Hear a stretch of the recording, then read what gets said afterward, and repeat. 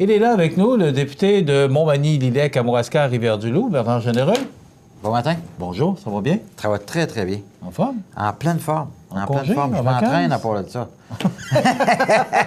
En congé, en vacances? Non, on est en... Qu'est-ce que vous faites ici, le mardi matin? On est dans la circonscription cette semaine. C'est une drôle d'horaire, le printemps. L'année passée, c'était une semaine à Ottawa, une semaine dans le comté, une semaine à Ottawa, une semaine dans le comté. Là, cette année, on a une semaine cette semaine. On est de retour une autre semaine la semaine prochaine. Après ça, c'est par 2 semaines qu'on est à Ottawa, 2 semaines dans le comté. Jusqu'à la fin avril. Après ça, mois de mai, mois de juin, on est parti là, presque 6 semaines là, sans arrêt. Là. Donc, pour clore les dossiers. Alors, j'ai arrêté de fumer parce que j'étais un fumeur, mais j'étais un fumeur social plus. Là.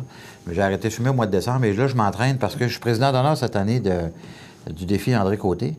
Et puis, le 7 juillet prochain. Et j'invite d'ailleurs tous les cyclistes de la région de Montmagny à s'inscrire à défiandrécôté.ca.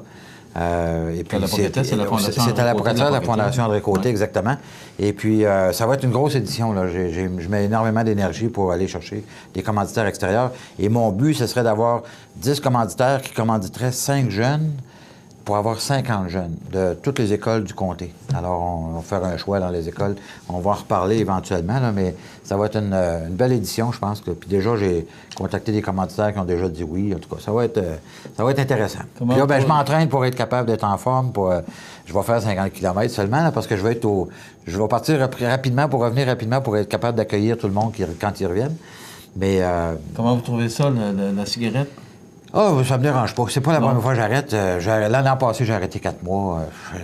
C'est pas un besoin essentiel pour moi. C'est quelque chose qui j'ai de la facilité à pouvoir arrêter parce que, vois-tu, là, j'ai arrêté de boire en même temps. Je prends pas de boisson là, depuis le début, presque la fin janvier, en fait. Là. Ben, boire... puis je suis encore là. Mentionné, vous êtes oui, social. Évidemment, oui, bien évidemment. Je suis très social. Même que arrêtez de boire, j'ai de la bière.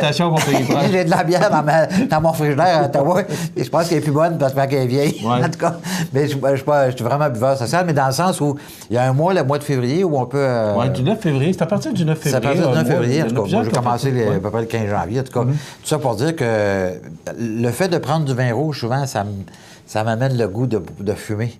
C'était très associé. Bière, pour moi, c'était très café, associé. Ouais. Je buvais d'ailleurs, en étant un buveur ou un fumeur social, je fumais beaucoup en même temps que je buvais un peu de bière ou un peu de vin. Donc, c'était très, très associé dans mon cerveau. Alors, en coupant les deux, de même, j'ai pas de problème. C'est plus facile. Ça facilite les choses. Oui, c'est ça. Bon, on a quelques dossiers. Vous êtes avec nous jusqu'à la fin de l'émission. Oui. Si on veut... d'abord, vous étiez hier à la conférence de presse de Bombardier. Oui. Bon, les contrats ne s'accumulent pas là, sur le bureau du président Bombardier. Non, malheureusement. Moi, ce que je comprends pas, Bernard, c'est que le gouvernement a mis de l'argent beaucoup dans Bombardier. C'est Series, là, on le sait, là. Ouais. Mais lorsque ça a été le temps du projet REM à Montréal, on n'a pas privilégié Bombardier. Et même, ce qu'on entend dire, c'est que même si Bombardier avait été privilégié, c'est pas sûr que ça aurait été fabriqué ou que les wagons auraient été fabriqués à la Pocatière. Qu'est-ce qui se passe, Bernard? Est-ce que l'usine de Bombardier est menacée? C'est un... Oui, absolument. Ça, c'est sûr. D'ici 24 mois, s'il n'y a rien qui change, l'usine de la Pocatière... Bon. Mais vous avez été maire. Je veux pas vous avez été maire, c'est pas d'hier. Non, absolument pas. On a déjà longtemps. traversé des creux de vagues très importants chez Bombardier. Et inévitablement, ça va de contrat à contrat. C'est tout à fait normal dans ce domaine-là.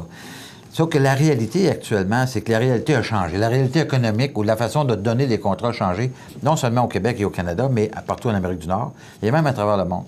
Partout ailleurs à travers le monde, les gouvernements locaux s'assurent que s'ils ont des constructeurs ou des fabricants de voitures de métro, qu'il y a du contenu local. Nous, au Québec, on a fait totalement l'inverse. On a dit, particulièrement dans le contrat du REM, le gouvernement a dit, nous, on ne veut pas s'occuper de ce contrat-là, on veut s'assurer que ça soit fait dans les règles de l'art international.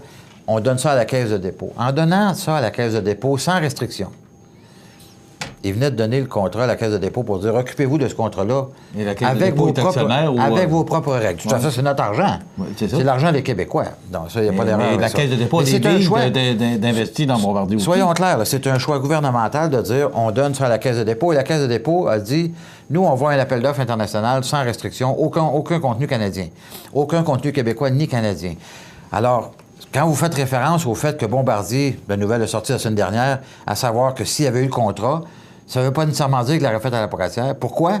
Parce qu'il n'y avait pas de contenu canadien. Alors, Bombardier était soumis, dans ce contrat-là, à offrir une offre de service avec aucun contenu canadien. Donc, il aurait pu faire construire le train en Chine puis fermer l'usine à la Pocatière.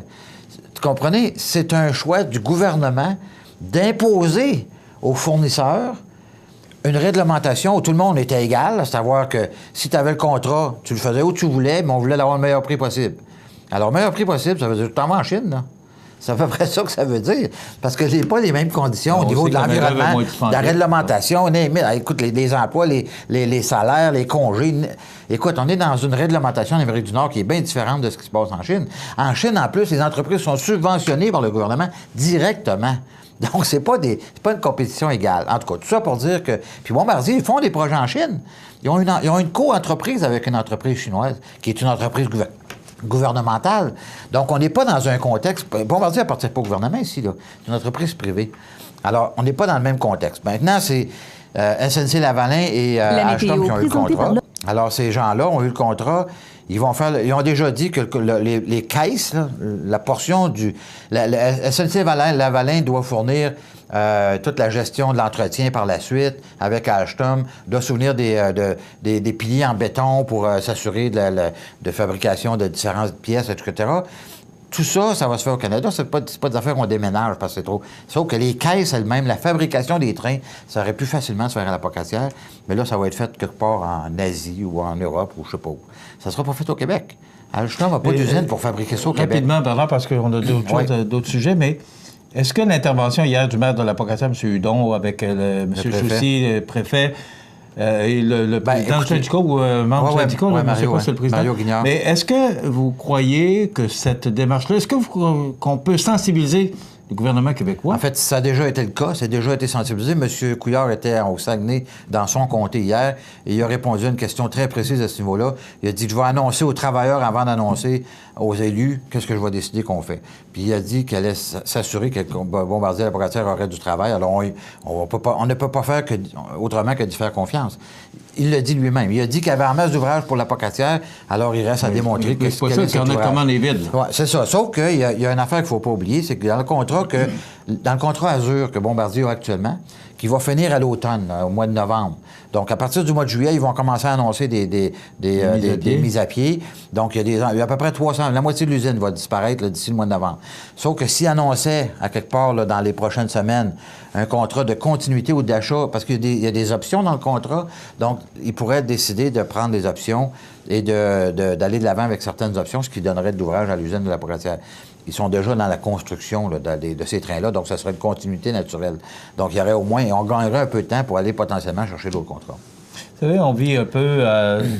on ne peut pas s'empêcher de penser à ce qu'on a vécu, nous, ici, avec Whirlpool, qui était 400 emplois. Là. Tout à fait. La Pocatière, avec Bombardier, c'est exactement... C'est énorme. C'est la même chose. Et c'est des emplois à 50 000 et plus par année, là, avec des pensionnés qui sont aussi pensionnés à 80 de leur salaire après. Tu sais, je veux dire, c'est beaucoup d'argent dans l'économie locale. C'est énorme. Plus... Il y a autant d'emplois en sous-traitance dans toutes les entreprises, autant ici à Montmagny, à Rivière-du-Loup, que partout sur la Côte-du-Sud, en relation avec Bombardier, directement et indirectement. Moi-même, je suis un entrepreneur à la Pocatière, je fournis des fournisseurs de Bombardier. C'est une grappe là, qui s'étend sur plus d'un niveau de fournisseurs. C'est pas juste les employés de l'usine que ça fait vivre. Ah, mon Dieu, il y a autant d'employés dans la Côte-du-Sud en sous-traitance et en sous-sous-traitance que chez Bombardier même. Donc, c'est pas rien, là. Donc, c'est tout un milieu économique et, je dirais, un cluster qu'on appelle là, au niveau de toute la fabrication des trains qui pourrait s'évaporer. C'est un peu comme Davy, là. Davy juste avant la pause, là, Davy, parlons-en.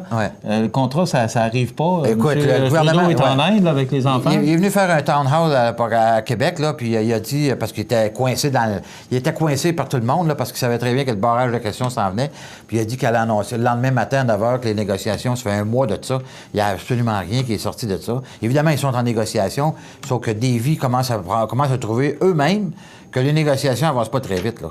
C'est pas long à régler si le gouvernement veut régler ça, là.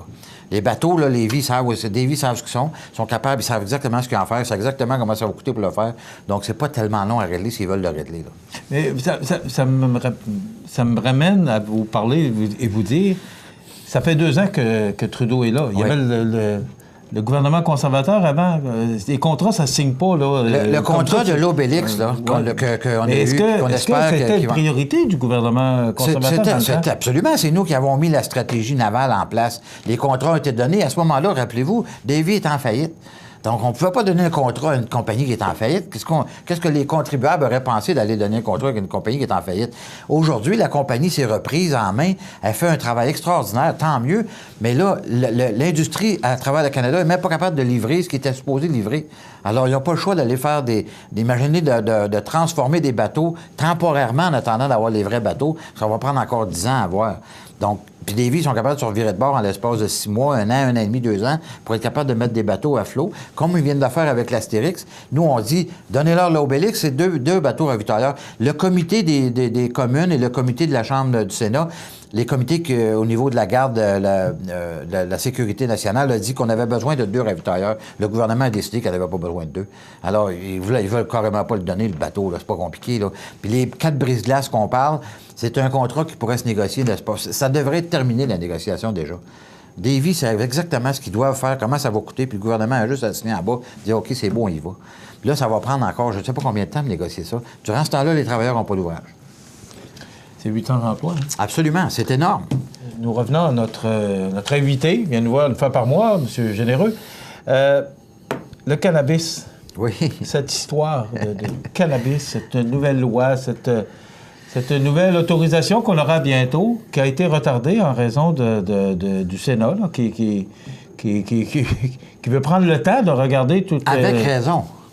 Oui, bien, avec raison. J'espère. Écoutez, le gouvernement... Moi, la question qui me... Oui. Vous êtes à la Chambre des communes, vous êtes présent. Est-ce que le Sénat peut refuser le projet de loi? Potentiellement, oui, mais ce serait extrêmement surprenant. En fait, les sénateurs indépendants, je les mets en grosses guillemets, là, qui sont indépendants, ont été nommés par M. Trudeau. Évidemment, il y a comme un retour d'ascenseur dans la façon dont les gens analysent les projets de loi de M. Trudeau. Le président du Sénat, M. Harder, est un indépendant, mais c'est lui qui... Il a même dit la semaine dernière que le Sénat, c'était de faire avancer les projets du gouvernement et non pas du Parti libéral et non pas du gouvernement. Il s'est trompé, mais en fait, il s'est trompé de la mauvaise façon. En tout cas, ceci dit, le Sénat est en train d'étudier le projet de loi C-45, C-46, qui sont les 2 projets de loi reliés au cannabis. Nous, ce qu'on avait dit, c'est que les études... Premièrement, le projet de loi était très mal écrit. D'ailleurs, on commence véritablement à voir ce que ça donne, là, avec les paradis fiscaux. L'argent qui rentre, on ne sait pas de où, mais qui rentre dans ces entreprises-là, qui sont des anciens ministres libéraux qui sont propriétaires. Écoutez, en fait, ce qu'on voit en train de se tramer un peu, là, c'est un autre scandale éventuel. Là. Il y a le bordel est poigné dans ça déjà, là. Puis je peux vous dire que c'est... un des arguments principaux du premier ministre, c'est d'enlever ça de la main du crime organisé. Vous savez, il y a des crimes organisés, ils blanchissent de l'argent, puis ils l'envoient dans les paradis fiscaux aussi. Là. Donc, cet argent-là est en train de revenir de l'autre côté, de façon légale, mais après avoir été blanchi. En tout cas, je pense qu'il faut que le gouvernement s'assure de mettre en place, et c'était ce qu'on lui disait, c'était ce que tout le monde lui disait, de prendre le temps de. Et depuis le début, il dit, c'est le 1er juillet, c'est le 1er juillet, c'est le 1er juillet. Imaginez-vous, le 1er juillet, on aurait changé la fleur d'érable sur le drapeau pour la fleur du pote. Là. Puis là, après avoir dit le 1er juillet, c'est la date absolue, premièrement, c'est pas de même que ça se passe dans un Parlement. C'est pas le premier ministre qui décide de la date de l'adoption d'un projet de loi. Il y a un processus qui doit se faire. Et là, les sénateurs, conservateurs particulièrement, font pas du blocage systématique. Ils font l'analyse d'un projet de loi aussi important qu'un changement, que ça va apporter comme changement de société. Imaginez-vous, vos petits-enfants vont aller dans 3 ans, dans 5 ans, dans 10 ans, dans l'équivalent de la SEQ, puis ils vont rentrer là, puis ils vont s'acheter de la marijuana comme ils veulent. Ça va amener des problèmes de société à lesquels il faut qu'on réfléchisse avant. La preuve de ça, c'est au Colorado, ça fait déjà 4 ans que la marijuana est légalisée, et ils commencent à sérieusement se poser des questions sur ce qu'ils ont fait là. Parce que il y a l'augmentation des décès sur les routes de façon importante. Oui, parce que la police Il y a le dit, une ils sont pas augmentation prêts. des services de santé à cause que les jeunes deviennent littéralement schizophrènes. Parce que malgré le contrôle le contrôle de la qualité à l'intérieur des magasins, comme la SAQ, par exemple, bon, qui vendent de l'alcool, qui est contrôlé, etc., il y a de la vente parallèle qui se fait. Comme ils se vendent des cigarettes au Canada, des cigarettes indiennes qu'on appelle, là, de contrebande, il va continuer à avoir un marché noir. D'ailleurs, l'analyse qui a été faite, c'est que les plans d'affaires des gouvernements provinciaux étaient à l'effet qu'on vendrait le gramme à peu près 10 piastres du gramme. Il se vend 6 piastres et demi actuellement sur le marché noir. Pensez-vous qu'ils se sont déjà adaptés en prévision d'eux? Ils vont continuer à en vendre. Ils ne sont pas organisés pour rien, ce monde-là. Là. Ils ne se laisseront pas faire de même. Donc, inévitablement, il va y avoir une guerre de prix qui va arriver. Qu'est-ce qui va arriver? C'est qu'on va mettre en place des structures gouvernementales pour vendre la marijuana. Imaginez-vous s'il fallait que ça s'autofinance pas. Ça veut dire que moi puis vous, on va payer pour que le monde puisse aller fumer. Ça va être... Puis là, en plus, la cigarette, on n'arrête pas de dire depuis des années qu'il faut qu'on arrête de fumer. Puis là, on s'en va dire aux gens, ben oui, mais allez fumer. Un joint, c'est l'équivalent de 5 cigarettes. Fait que, moi, il y a des non-sens. Il y a des non-sens absolus. Les entreprises. Il y a des non-sens absolus en termes de santé publique à l'intérieur de ce projet de loi-là qui n'ont aucun sens. L'employé qui fume un joint sur l'heure du midi. Ben non, mais moi, il retourne travailler l'après-midi. Ben oui, c'est cute, ça. Moi, j'ai déjà mis un employé dehors de mon entreprise il y a plusieurs, ça fait 20 ans de ça, là. Il est allé fumer un joint dehors. J'arrivais au bureau, je le vois dehors en train de fumer un joint. J'ai dit, quand tu n'iras pas travailler sur tes machines l'après-midi, toi, là, va-t'en chez vous. J'ai plus besoin de toi, qu'est-ce que tu veux? Je pense que tu peux prendre le risque que moi. C'est qui paye l'assurance santé au niveau des handicapés puis la CSST? Pas les handicapés, mais les travailleurs quand ils se blessent. C'est l'entreprise qui paye. Bon, je pense que je vais prendre le risque, moi, d'assumer ce que les employés vont aller se blesser avec des équipements parce qu'ils étaient gelés bien raides. Non, oubliez ça. Il y a des non-sens absolus là-dedans. C'est pour ça qu'il faut qu'on prenne le temps d'analyser toutes les conséquences potentielles de ce projet de loi-là. Et ça va se faire. Et là, on est dépassé le 1er juillet. Ça va probablement aller à l'automne. Nous, on estime que ça va aller plus en début de l'année prochaine. Tant mieux. On va avoir le temps. Écoute, moi... La police le dit. Qu'ils prennent le temps. Absolument pas. Les provinces ne sont pas prêtes. Tout le monde, il n'y a personne de prêt pour mettre ça en place demain matin. D'ailleurs, au Colorado, ça a pris 1 an et demi après l'adoption du projet de loi pour l'implantation du projet de loi. Ici, ils calculent qu'ils vont faire ça en 8 semaines. Hey. C'est rire du monde. C'est littéralement rire du monde. C'est inquiétant. Hein? Bon, moi, sincèrement, j'ai peur de voir ça. C'est peur de voir ça. Écoute, la santé publique, là, les frais... Juste les frais associés à la santé publique. Des jeunes, on voit des jeunes dans des reportages à la télévision que leurs parents nous disent qu'ils sont allés fumer de la marijuana, sont devenus schizophrènes. Est-ce que vous avez envie que votre enfant devienne schizophrène? Vous allez l'envoyer au dépanneur pour aller chercher de la marijuana de façon légale. Et moi, sincèrement, ça me dépasse. Il y a des choses plus importantes que ça dans la société. On va vous inviter à relaxer, baisser votre pression tantôt. Ça m'horripile de façon épouvantable. Puis, écoute, 75 des Québécois sont contre l'adoption de la loi. C'est pas compliqué, là. Au Québec, on n'en veut pas, contrairement au reste du Canada, par ailleurs. C'est tout le temps qu'on aime ce généreux. Qu'eux autres... Merci d'avoir été avec nous. Merci beaucoup. Bernard Généreux, notre député fédéral. Voilà, ça complète.